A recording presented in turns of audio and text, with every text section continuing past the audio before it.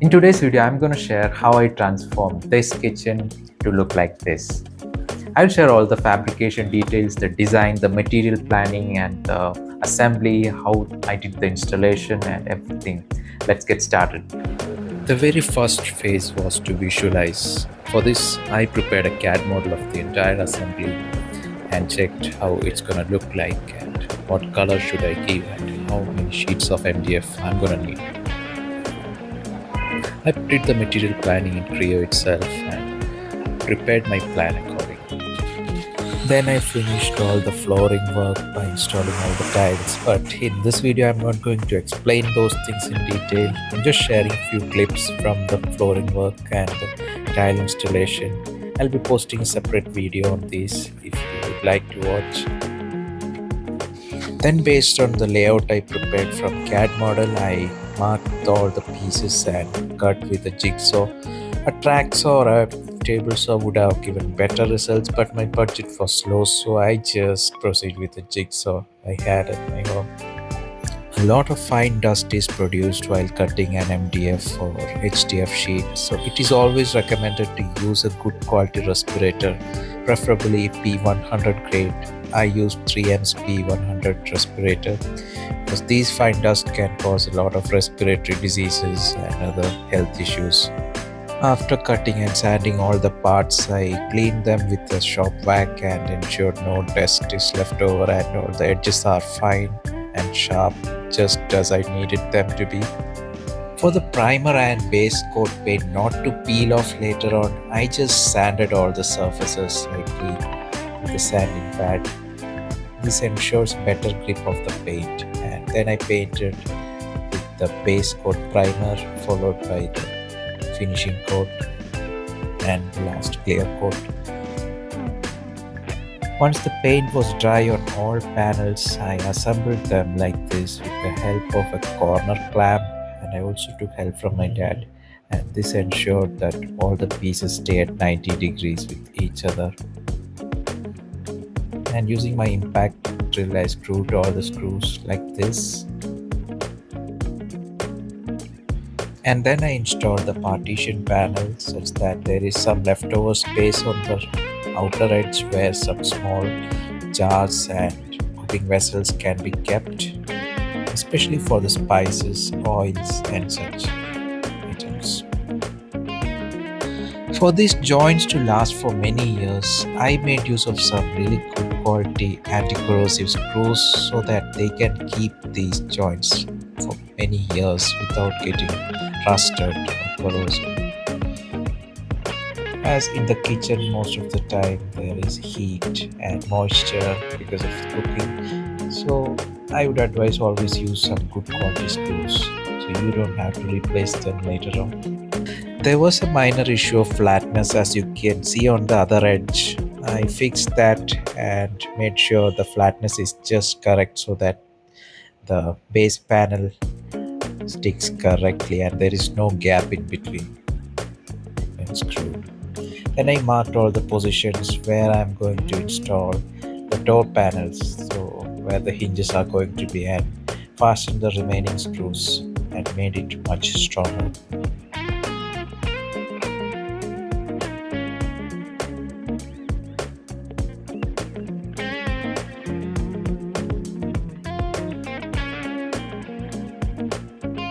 As you can see here, this was the region that was causing a flatness issue, and it might have happened due to some irregularity in my cutting from the jigsaw, and I just trimmed off that excess region so that it remained flat. It matches with the base panel and we don't want that gap in between.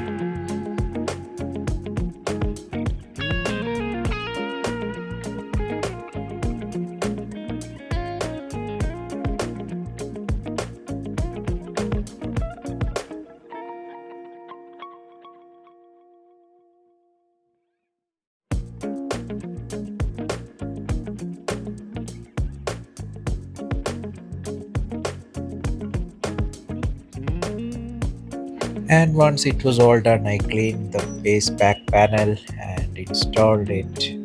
First I kept the assembly there and installed the back panel over there and drilled some holes to locate it first so that it remains stable in its place before I fasten other screws. Then I drilled other holes for the remaining screws and assembled.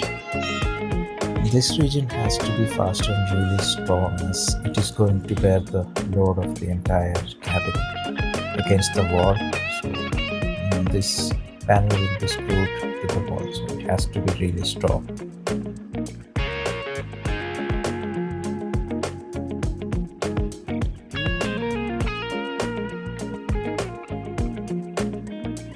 Now that was done, next I placed all the small shells in their place and marked their position and location so that I can precisely locate it and screw it from the back.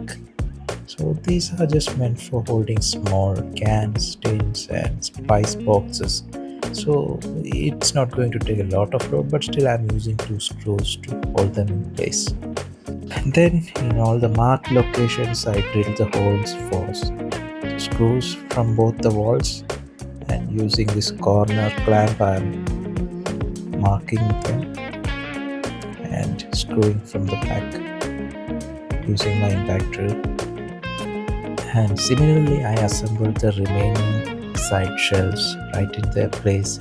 Now they are almost ready to go and they can easily handle a lot of cans and small airtight jars, glass vessels.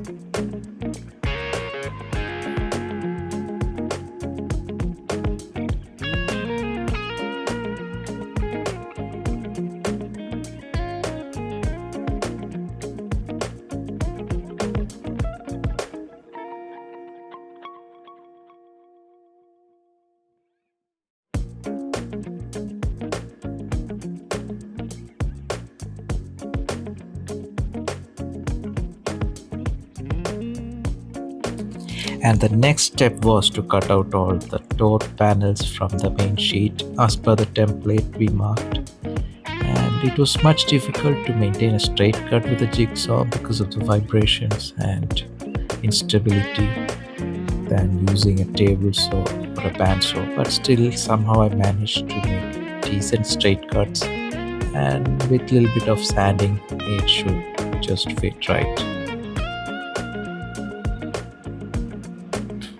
This orbital sander, somehow the uneven surface were removed, and I checked if it matches the straightness, and it's almost acceptable.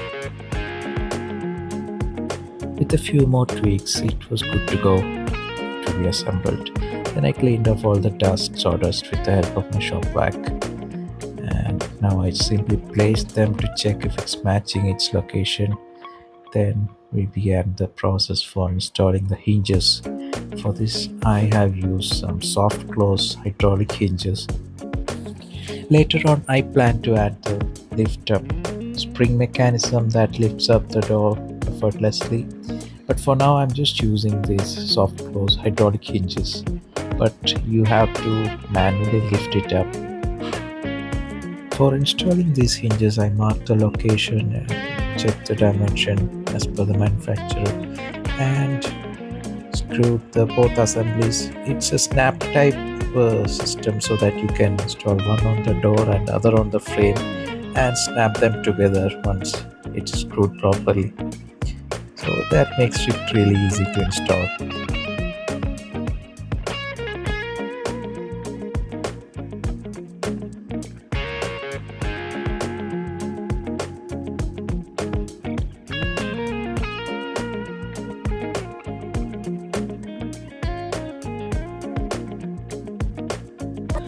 Once that was done, next I wanted to make a lightweight dust cover. For that I made use of polycarbonate and aluminum frame because it's much lighter than using a glass and wood. So it's kind of good to protect from dust on the side shells. So I used that frame and used some sealant adhesive tape to place them right in its position.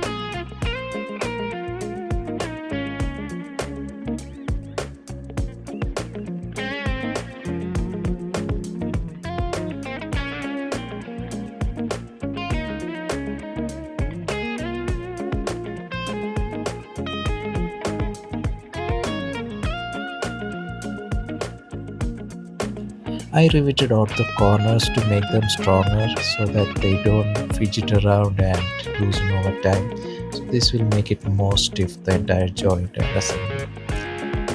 As the assembly was almost complete, now it was time to install it on the wall. So it was much heavier to be lifted by hand, so I used the car's screw jack for lifting it up, and using I placed it against the wall and marked out the position where I need to drill those holes.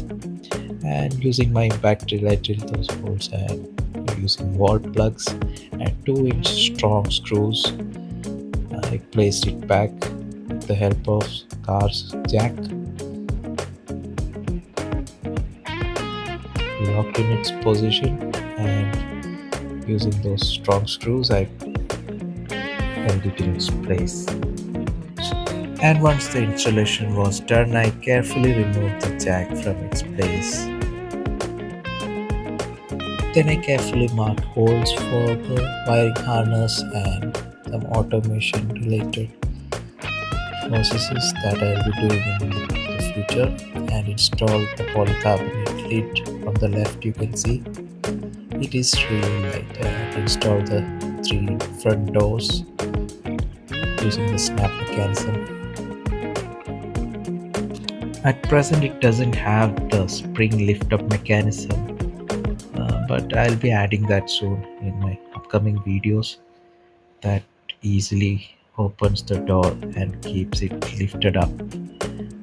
So in this one we have just the hydraulic hinge, so it doesn't remain open. At last I removed the protective film from the polycarbonate sheet. Now you can see its transparency. It looks really clear like a glass. I hope you find this video informative and educational. Let me know in the comments. Do consider subscribing to my channel. That really motivates me to post more content. Thanks for watching.